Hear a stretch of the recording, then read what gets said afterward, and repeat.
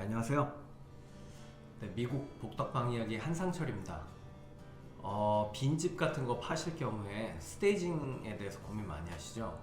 이게 과연 스테이징이 이게 몇천 불씩 하는데 이걸 한다고 집이 잘 팔릴까? 뭐 이런 걱정부터 시작해서.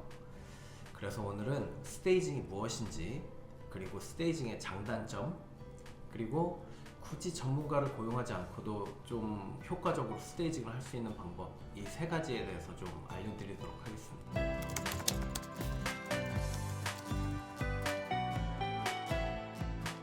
일단 스테이징이 무엇이냐? 스테이징은 말 그대로 집의 빈 공간이나 아니면 통으로 빈 집에 뭐 가구나 소품들을 이렇게 잘 배치를 해놔서 집이 마치 사람이 살고 있는 것처럼 느끼게 해줘서 그 공간에 이제 보다 활기를 불어넣는 그런 작업입니다.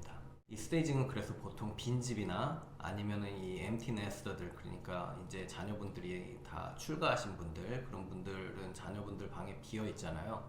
그런 부분에 이렇게 좀 전문적인 터치를 통해서 집이 좀 더 매력적으로 보이게 이렇게 만드는 그런 효과가 있습니다. 그러면 이 스테이징의 과연 장단점은 무엇일까요? 장점으로는 첫 번째는 일단 집이 더 잘 빨리 팔려요. 그래서 스테이징을 한 집이 보통 6%에서 20% 정도 더 빨리 팔린다고 합니다. 대단한 효과죠.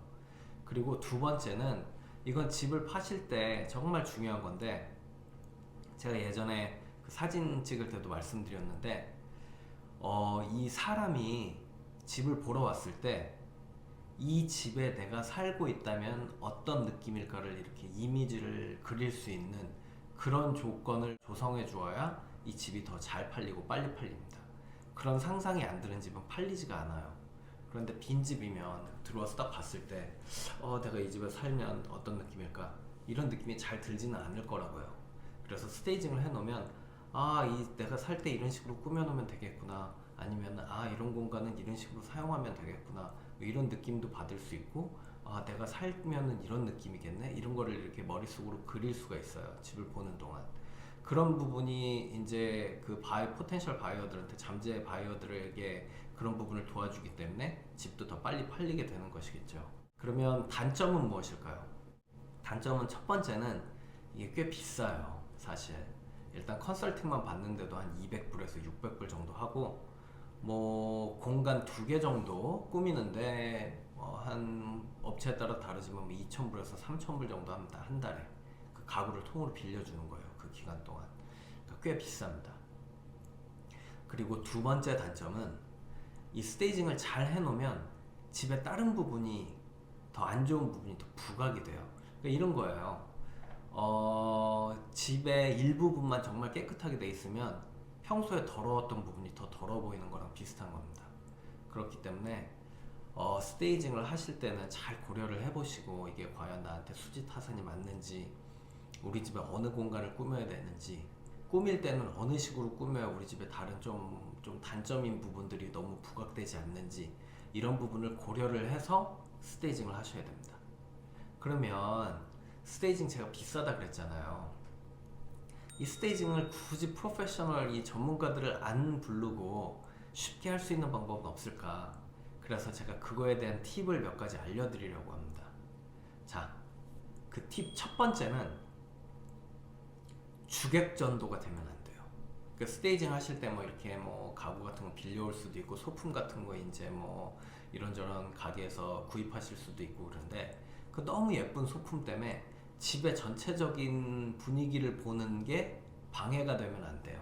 그 시선이 거기에 고정이 되면 안 된다고요. 그래서 이 소품 같은 거나 가구 같은 거를 이렇게 배치를 하실 때 집의 전체적인 밸런스를 잘 볼 수 있게 그렇게 꾸며 놓으셔야 됩니다. 소품만 너무 눈에 들어오면 나중에 그걸 보고 간 사람들이 그 소품밖에 기억이 안 나요. 즉, 그 집을 사기가 힘들어져요. 자, 팁 두 번째. 일단 무조건 깨끗해야 됩니다. 뭐 이거는 뭐 스테이징을 하던 사진을 찍던 뭐 쇼잉을 하던 스테이징을 하던 안 하던 상관없이 무조건 중요한 건데, 무조건 깨끗해야 돼요. 청소가 잘 돼 있어야 됩니다. 그리고 특히 스테이징에 쓰여지는 가구들이나 뭐 소품들에 먼지가 없어야 돼요. 그리고 세 번째, 추가적인 가구 같은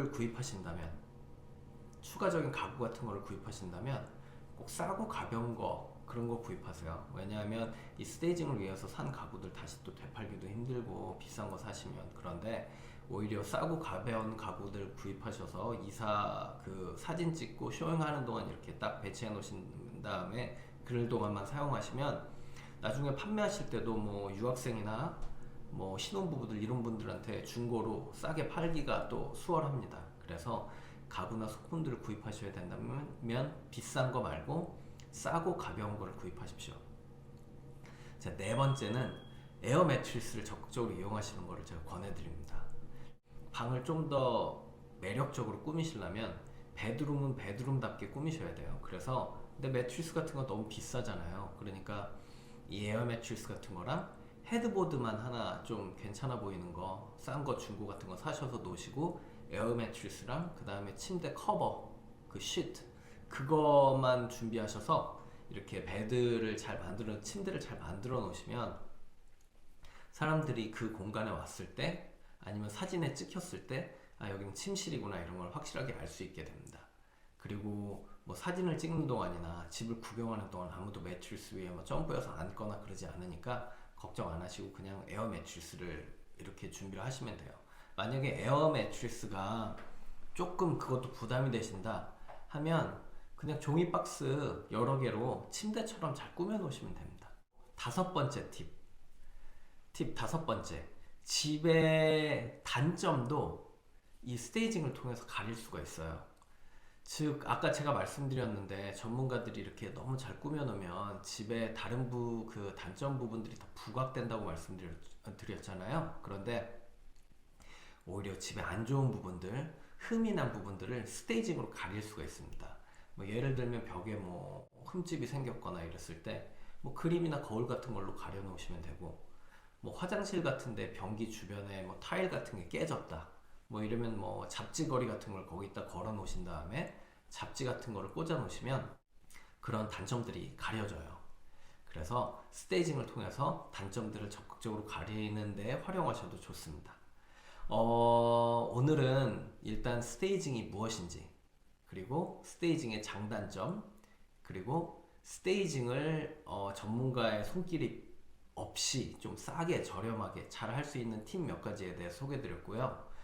다음 비디오에서도 계속해서 이 스테이징을 잘 하는 팁에 대해서 제가 좀 소개시켜 드리도록 하겠습니다. 네, 오늘 비디오가 도움이 되셨다면 구독, 좋아요, 알림 설정 꼭 눌러주시고요. 그러면 다음 비디오에서 뵙도록 하겠습니다. 그리고 저희 채널은 그 시청자분들의 이 참여를 통해서 이루어지는 채널이기 때문에 미국 부동산에 관해서 뭐 궁금하신 점이 있다면 언제든지 댓글로 질문 남겨주십시오. 제가 살펴보고서 보다 유익한 내용이 있으면 그 부분에 대해서 비디오로 제작을 하도록 하겠습니다. 네, 그럼 오늘도 감사드리고 다음 비디오에서 뵙도록 하겠습니다.